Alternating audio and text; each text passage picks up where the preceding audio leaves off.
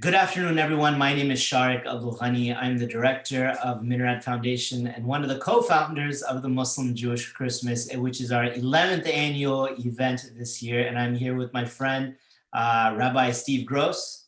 It's great to be together again and these crazy times. Well, we decided, as a group that we have to keep the tradition going. Just because COVID is here doesn't mean we have to stop conversations. And though we can't do it as we do it every year at either a synagogue or a mosque or the natural or the Museum of Natural Sciences where we got together for an IMAX movie, even though we can't be together in person, so many of us sitting at round tables, having honest and frank discussions, learning about one another, at least some of our imams and rabbis can get together, have a conversation about a topic of mutual interest, and just really keep the tradition going. That's right, Shark. It is interesting that we don't have the dynamic that we usually have to be able to talk to each other. But we're hoping that whatever you learn from this time together, you might bring it around your holiday tables as you sit with your families tonight while you're eating, hopefully, some Chinese food and some very good biryani. I would love some biryani. I think we're gonna be making Chinese food. And the whole program started off, for those who don't know, the whole program started off when myself and Rabbi Steve were sitting at a restaurant, at a Pakistani restaurant called Bismillah on Hillcroft. And if you haven't been to Hillcroft, everyone just has to go. You can change the spice level just a little bit. We were just sitting around having food because we were hanging out in Yugoslavia, or former Yugoslavia, for the previous few weeks. And I didn't know that, I always knew that the Jewish community didn't have anything to do on Christmas. And I had heard that they might have Chinese food in movies, but I just thought it was just something funny. But when he and I were talking about what we do during Christmas, I was like, I have nothing to do. Steve saying he's got nothing to do. So we decided, why not get our communities together? And then 11 years and a ton of gray hair. And Steve has been reverse aging in the meantime. But now we're here doing stuff virtually. That's wonderful. Well, we're joined by some wonderful leaders of our community, and we might just take a moment now to introduce each other to this program and who is presenting today. I guess we'll start with Cantor Simmons. Hi there, everyone. It's so nice to be with you. I'm Cantor Rollin Simmons from Congregation Emmanuel. And I thought it would be nice if we all could share a blessing in our lives at this time. And so a blessing in my life is my family, both near and far, and just staying connected to them during these hard times. Imam Haq, if you would introduce yourself, please. Well, it's really nice to be here with all of you. And I'm Muhammad Haq, Imam at Asia Center, which is an Islamic center in Clear Lake area. And I'm also teaching in the religion department as an adjunct in the University of Houston. And blessings today, I cannot count. Every moment that I have woken up this morning, I'm continuously in a series of blessings. When I woke up this morning, I was all right. My body parts, my body organs, everything working. The sun is beautiful. God is blessing. My family is happy. So there are blessings that we really cannot even mention, not to thank to God for that.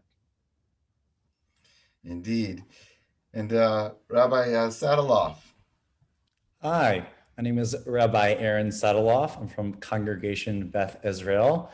And one of many blessings in my life really is the mobility to move, to be around, and the gift of sight. I have seen so many wonderful, beautiful lights shining everywhere, whether they be Hanukkah lights or Christmas lights or other lights from other religions. Everyone and the city is full of light at this moment. And I'm simply in awe and basking in the joy of the radiance that I see around me. It's beautiful. Very good. And Shar, we can't forget to introduce ourselves, as well as one additional guest, which I'll introduce in a moment as well. But what are your blessings? My blessings? Yeah. So so for those who don't know, my name is Shard, and my blessing is I just became an Aggie yesterday, or I got accepted into the Homeland Security program, and so my blessing is that I get to continue my education, the path that I've been wanting to do for quite some time. I finally found some time to do it, and I don't know how I'm gonna do it, but I just filled out an application, put in some paperwork, and God accepted me into this program. So if God accepted me, I'm absolutely sure that He's going to bless my time and find a way for me, hopefully, to excel and not to be the typical undergrad, but in grad school. Mazel tov. Yeah, mazel tov. My name is Rabbi Steve Gross. I am the rabbi at Houston Congregation for Reform Judaism. I feel truly blessed by health and family, but during this pause, I also feel blessed to be getting to know my neighbors a lot better. It's remarkable. We're all out in the street. The kids are playing together, and the adults are getting to know each other by name and more than just who's parked on the street. So that is a great blessing. And I think that's one of the things that we are trying to do through this program each year, is to get to know our fellow Muslim and Jewish neighbors here in the city of Houston. Today's theme, the reason that we're here all together, is to talk about healing and wholeness through faith. How our beliefs are pulling us together, especially in these challenging times. Now, I know many of us are already COVIDed out. We're seeing the light at the end of the tunnel with vaccinations, but there's still opportunity for us to leverage our spirituality, leverage our connection with God, leverage our faith to help continue to pull us through these challenging times. Because while the light is at the end of the tunnel, we're not at the end of the tunnel yet. In Islam, as a Muslim, one of the verses from the Quran that have really helped me as an example of healing and wholeness through faith is فَإِنَّ مَعَ الْعُسْرِ يُسْرًا إِنَّ مَعَ الْعُسْرِ يُسْرًا, where God says in the Quran, with every difficulty there is ease, and truly with every difficulty there is ease. And if you've heard me speak, you know that I find some way to weave this verse into every one of my speeches, is because it's one of the most impactful verses in the Quran that I know that personally helped me get through challenging and difficult times. And sitting at your home or wherever you're watching us today, there have to have been moments where you've been able to connect with God through your scripture, through maybe some beautiful words from Rabbi Sataloff or Rabbi Gross or Imam Haq, or maybe some of the beautiful words of Cantor Simmons as well. But we all find a different way to connect with God. We all find a way to find healing and wholeness through faith. And that's why we're here together today. So Rabbi Sataloff, why don't you kick us off? I would be happy to. I think I want to remark on what Rabbi Gross said about getting to know your neighbors. Because when it comes to healing and when it comes to faith, in Judaism, community is first and foremost an important part of that. Really, when we dig down into the concept of faith and what it means to be surrounded in a religion of faith, it means to be surrounded by others. I think community is the foremost aspect for us concerning healing. It's partially why we spend lots of times in hospitals and at the bed of those who are ill, because we want to be present for others. And Rabbi Gross actually reminded me of a really important story that we have that comes from the Talmud. It concerns two rabbis, Rabbi Yochanan and Rabbi Hanina. And when Rabbi Yochanan fell ill, Rabbi Hanina entered to visit him. And he said to him, "Is your suffering dear to you?" And Rabbi Yochanan said to him, "I welcome neither this suffering nor its reward." And Rabbi Hanina said to him, "Give me your hand." And I think we all as clergy have done the same, not recently for COVID. And he gave him his hand. And Rabbi Hanina stood up and restored him to health. And the Gemara asks, why did Rabbi Yochanan wait for Rabbi Hanina to restore him to health? If he was able to heal his student like he had done previously, let Rabbi Yochanan stand himself up, right? If he has the ability to heal himself, why did that not transpire? And the Gemara answers, and they say a prisoner cannot generally free himself from prison, but depends on others to release him from his shackles. So often when it comes to healing in our faith, we do rely on others. I don't think that in the Jewish religion, one always gains faith by their own strength, but we really do lean and rely on the strength of others.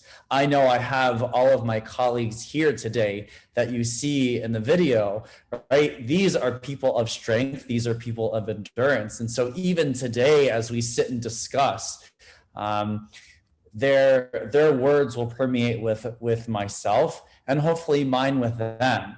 And I'd like to believe that in Judaism, when we are present for another, that's where really the healing can begin. I think that's kind of what we're all waiting for when it comes to COVID. I think everyone is so excited to embrace one another, because when we start to physically embrace one another, like the hand, the gesture of holding one hand, that's really when the healing can begin. I think we heard recently that the light at the end of the tunnel is one that we can see, but not there yet. And I really do think that once we actually reach that light during the time of healing post-COVID, there will be lots of connectivity that will need to happen before we can be restored to health, before we can be restored to wholeness, really as not just a Jewish community, but as a global community, as a community of faith in Houston and everywhere else. And that is my perspective. Imam Haq, if you could tell us more about the perspective from Islam. Well, healing and wholeness, I would say that this is one of the main themes of the religion of Islam. What is healing? Healing is peace. Healing is feeling of safety and security, and particularly innate. And that's what Islam stands for. Salam, which means peace. And it's all kinds of peace. Peace with your creator, peace with your body, peace with your health, and the peace with the people around. And one of the name of God in Islam is Salam. And there is a very precious supplication from Prophet Muhammad, which always really helped me. Allahumma anta salamu wa minka salam. Oh God, you are the peace, and all the peace is coming from you. Now, this is the religion that gives peace to its followers from not only health, from all other kind of problems. First of all, I would say that the lifestyle that Islam gives us, that is a very healthy lifestyle. We wash our body parts that they are out of our garments, usually exposed to the environment, dirt, everything. We wash them 5 times before praying. That is a healthy sign. And this COVID experience really told us that how much blessing that I'm gargling my throat and sniffing my nose 5 times a day. Oh, I'm good. All I have to do is stay away and use my mask. But the rest I was taking care. Well, I'm exercising, I'm sweating and taking my extra calories out. That's what we do in the fasting. We give a break to the stomach for 30 days once a year. And when we pay zakah, which means we are purifying our wealth, and taking out all the extra calories, and whatever is left is pure for us. And that's what is the beauty.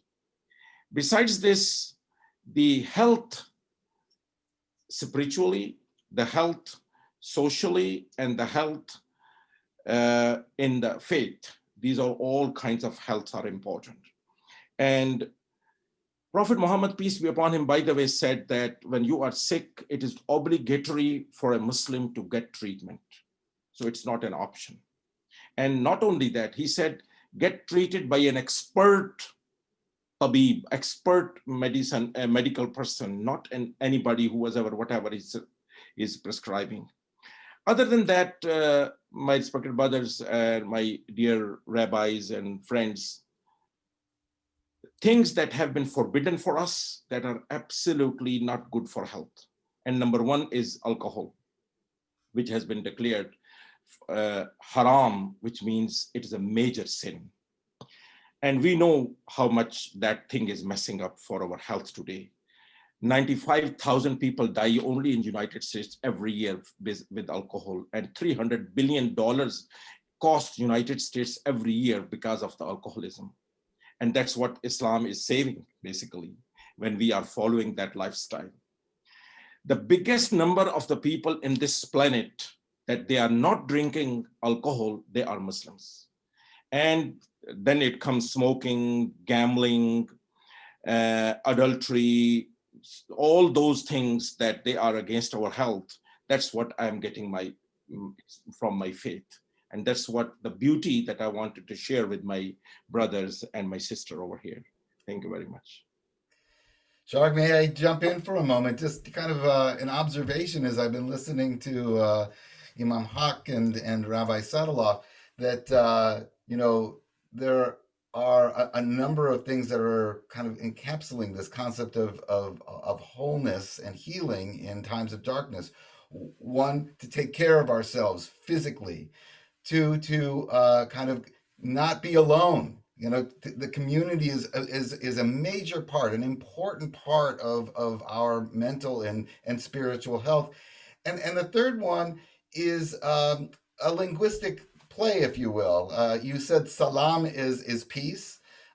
Shalom in Hebrew is peace. Right. Interestingly, I don't know if there's a connection as well, but in Hebrew, the word shalem, and it means wholeness. So wholeness and peace go hand in hand in our faith. Shalom, shalem. To be complete is to be at peace. And I think those are really important things for us to remember during this season, when our mental and physical and spiritual health during these kind of shortened days and darkened, long, dark nights. And Houston's not too cold, but in other parts of the country it can get quite cold. We can find ourselves a little more isolated, especially during this pandemic. So finding wholeness, community, and keeping our physical health up are so beautifully woven into our faith practices. And in both of our traditions, there's so many different avenues of identifying peace and wholeness through our faith traditions. And in Islam, as Imam Haq had mentioned, there are some things that as Muslims we just stay completely away from, that invite peace into our life and serenity in our life. And as Rabbi Sataloff had mentioned, in the Jewish tradition as well, that we find peace in bonding with our neighbors and really doing our utmost to find Him in our Creator and our traditions as well. It's one of the commonalities that we always, whenever we walk away from a Muslim Jewish event, we find, as you're talking about the linguistics, we find so many more commonalities in just the way that we worship and our outlook in the world. Yeah, I think the word Allah and El in Hebrew and Arabic also have a connection. Yeah. Wait, is that right? Could you expand on that just for? What do you think, Steve, about the word El is used? I think that we also have many terms that we identify God with. So I'm not a linguist, so I don't know exactly. Maybe Rabbi Sataloff or Cantor Simmons might know a little bit more linguistically, but we have many terms also to refer to God. God is healer, God is merciful, all of these kinds of things. And I wouldn't be surprised if El and Allah have some kind of connection as well. And I would like to invite Cantor Simmons for her presentation. At this holiday season, when things don't look quite the way we thought they would, and travel plans have been canceled or postponed to who knows when, it's important to remember the blessings that we do have in our lives.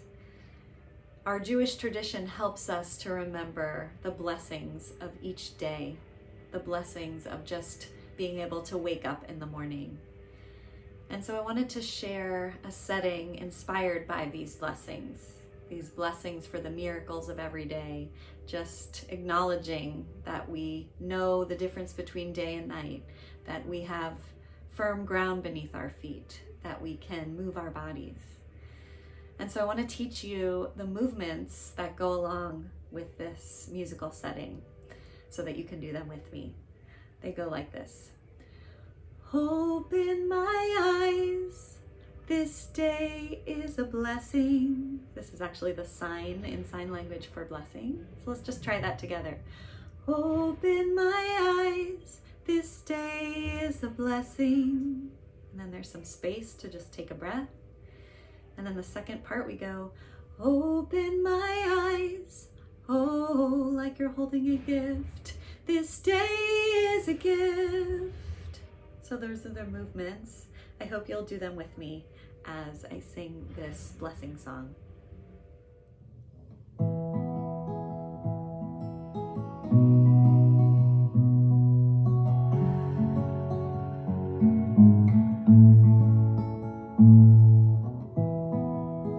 Open my eyes, this day is a blessing.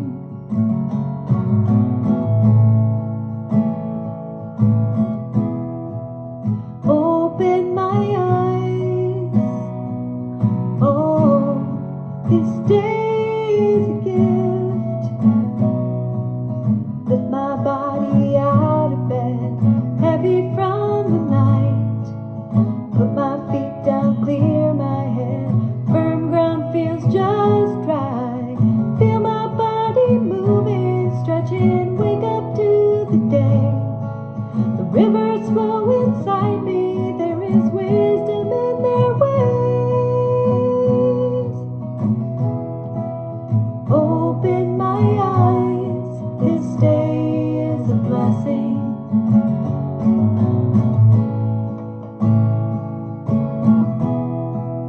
Open my eyes, oh, this day is a gift. Roll my shoulders back, it is a wonder I'm alive. Roll my shoulders forward, oh, love this body mine. Reach my hands above my head, I can touch the sky. Stand up on my toes, it feels like I'm about to fly. Open my eyes, this day is a blessing.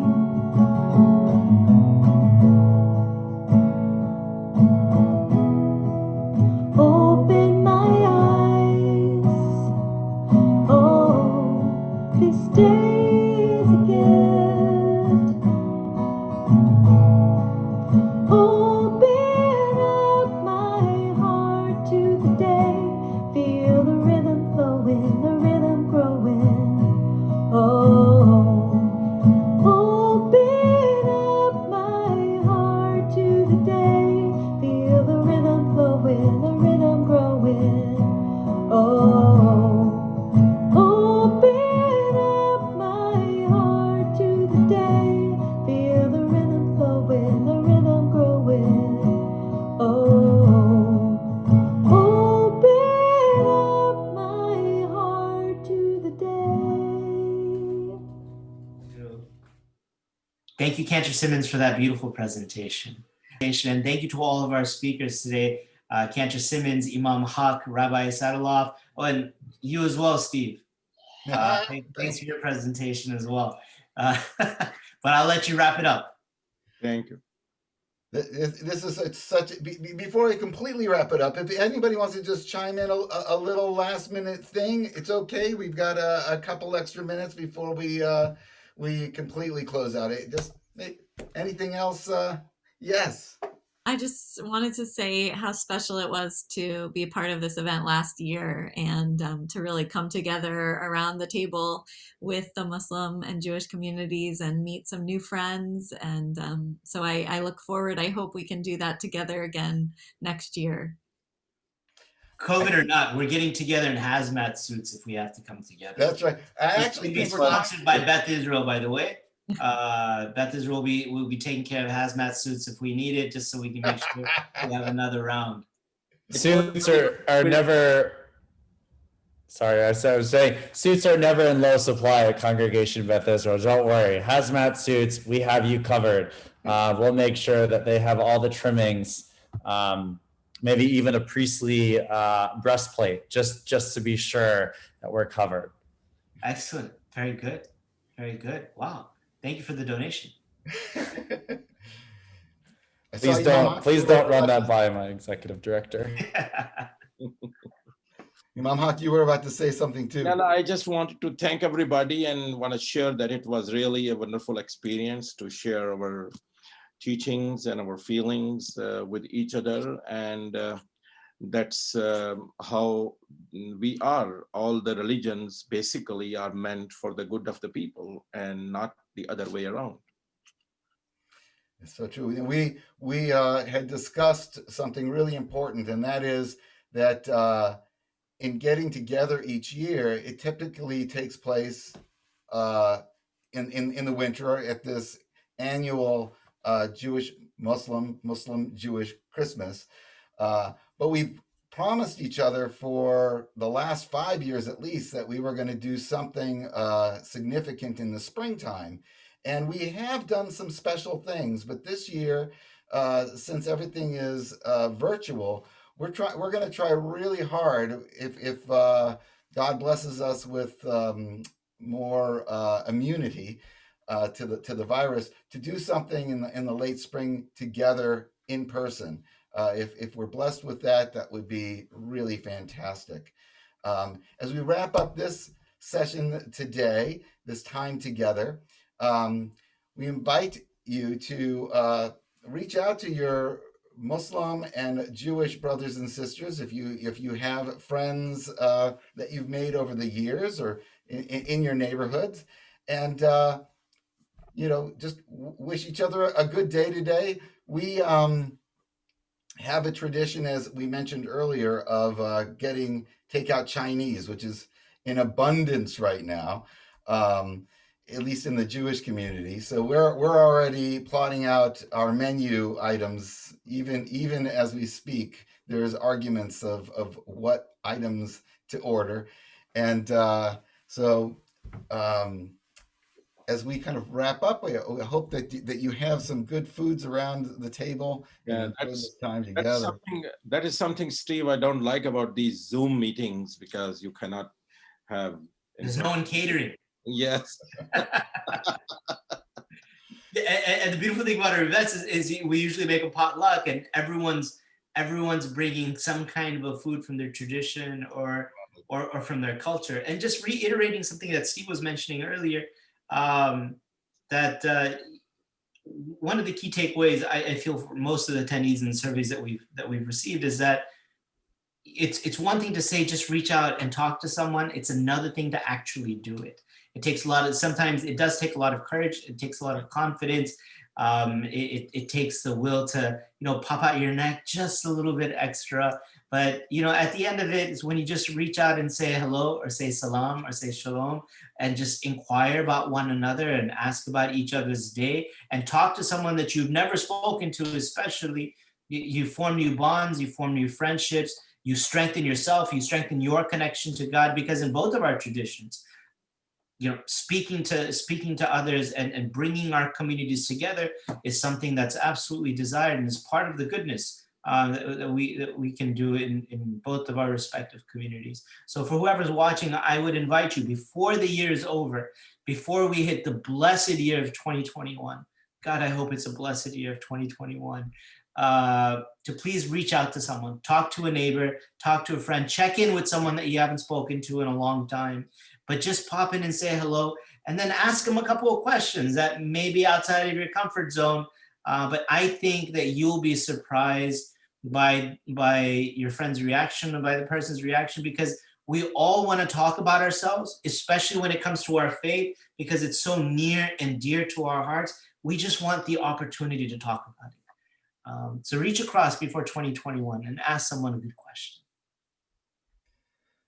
Well, this has been a wonderful gathering today on this Christmas Eve, that both our communities have nothing to do but to share time together. So I also, as we're talking about reaching out to our neighbors, don't take the fact that we live in a Christian nation or a majority Christian nation for granted either. Wish your neighbors Merry Christmas. We get real antsy, like, oh, should I say Happy Holidays or whatever? They're celebrating Christmas, and they deserve our well wishes as well. So this And is like Rabbi Sataloff said, go admire their lights because there's some really beautiful lights out there. so true. Yeah. Merry Christmas, Steve. Merry Christmas. And Merry Christmas to you both, to our moms here and Sharik. Well, thank you everyone for attending. And if you have any questions, comments, please leave them in the comments below and reach out to us. You know how to get a hold of us, and have a blessed new year. Stay tuned for something in the spring.